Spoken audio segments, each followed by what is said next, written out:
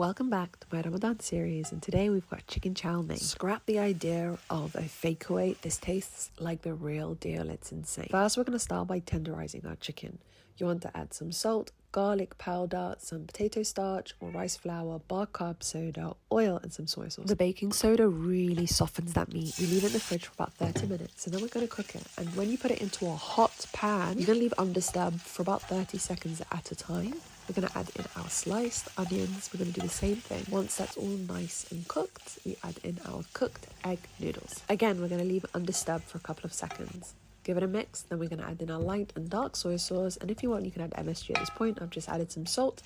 We're going to cook this off until it really caramelizes and there's no more liquid left of that soy sauce in our pan. We go ahead and we add in our bean sprouts and our green onions. Give it a really good mix just for a couple of seconds.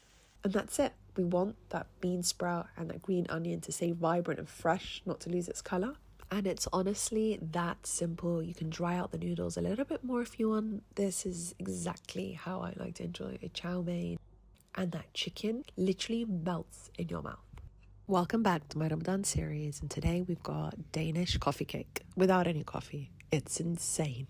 In a bowl, we add some warm milk, sugar, yeast, give that a good mix, and then add in your egg, melted butter, some flour, ground cardamom, salt, and we're going to mix that until it's a shaggy dough like this. Turn it over onto a floured surface, and then we're going to knead it until it's still tacky, but doesn't really stick to your hands anymore. We don't want it to become incredibly smooth. We then place it into an oiled bowl, cover and leave in a dark warm place until it's risen like this. Place it into a deep oven dish with some lined parchment paper and create little indentations like that. We're going to leave it to rise for another hour. Meanwhile, let's make the topping with some melted butter, brown sugar, and some cinnamon. So the cinnamon isn't traditional, nor is the cardamom in the dough.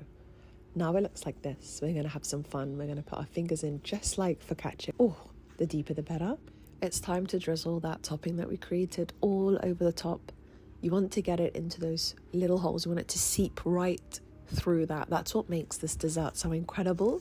Then we're going to place it into a preheated oven at 200 degrees Celsius for about 25 minutes until it's nice and golden and crispy like this.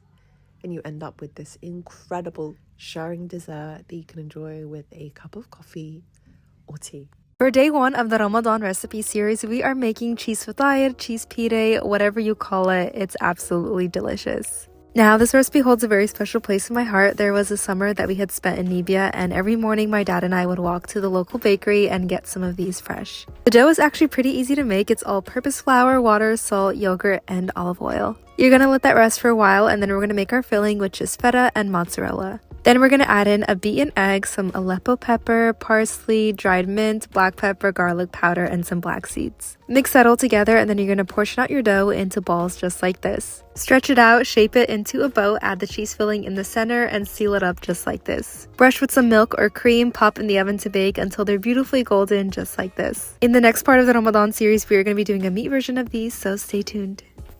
You guys asked, so I'm finally sharing one of my best and easiest dinner recipes, my creamy spicy chicken thighs. I like to start by patting my chicken dry, then adding oil and a mix of spices, which you'll find in the caption. While our chicken bakes, let's make the sauce. We're going to saute some onion, then add garlic and tomato paste, and once that cooks a little, I'm going to go ahead and add heavy cream and chicken broth. Next, we're going to add some cayenne, paprika, salt, and honey, and finish off our sauce with a touch of lemon juice. I like my sauce smooth, so I'm going to blend it down, but this step is totally optional. By now, our chicken is cooked and rested, and we can add it to the sauce to bring everything together. I served mine with a side of mashed potatoes and garnished with parsley. The beauty of this is you can have it with whatever you want. My personal favorites are mashed potatoes and pasta, but you can really mix and match and get creative with this dish.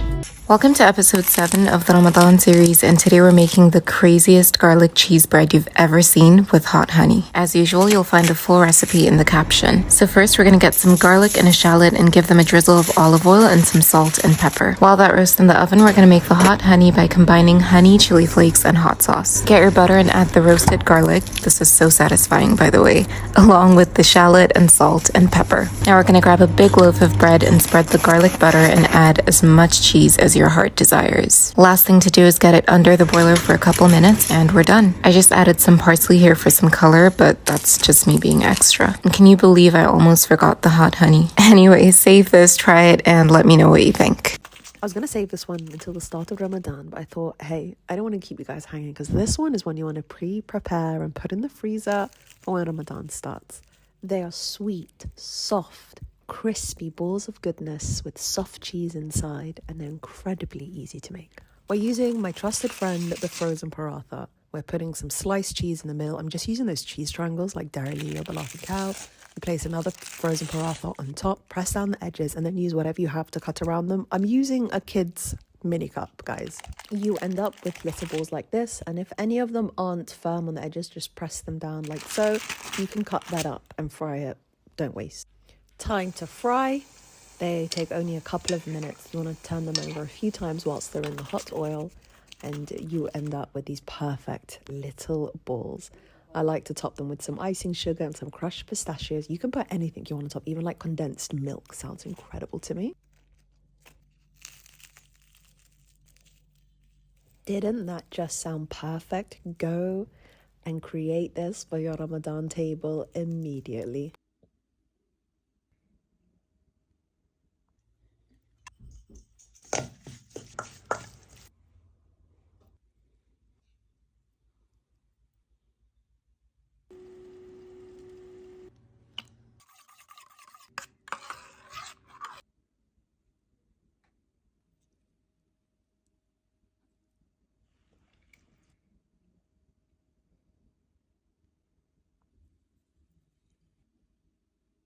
Save this one for Ramadan. Philly cheesesteaks. It's super simple, delicious, and it's one for the whole family to enjoy. We're going to start by heating up some oil and sauteing some onions, and then we're going to add steak. I'm using Somali steak because it's thinly sliced, and then I've just cut them up into smaller pieces, and then we add all of our seasoning. I'll write it all on the screen. It's also in the description of this video. Add in some chopped peppers and loads of butter and salt to your liking, and then we're kind of done with that. We just leave that to a side. We're going to cheat with the cheese sauces, just sliced cheese, bit of milk in the microwave. And then instead of individually assembling them, we're going to do it all at once in an oven dish. I'm just using some brioche hot dog rolls from the supermarket. You slice it, remove the top, and add that cheese sauce. And then we layer in our steak that we made. And I like to add some shredded cheese and then more of that cheese sauce. Place the top of the buns back on. And then I'm going to be extra and make a garlic butter with a bit of coriander. Generously brush it on the top. Cover it with some foil, and we bake for about 10 minutes at 190 degrees Celsius. And you end up with this. You just cut them up individually and you're ready to enjoy. Can we look at this and admire it? It's one of the greatest things that I've made in a very long time. I made some extra cheese sauce for dipping because that one is important and it's insane.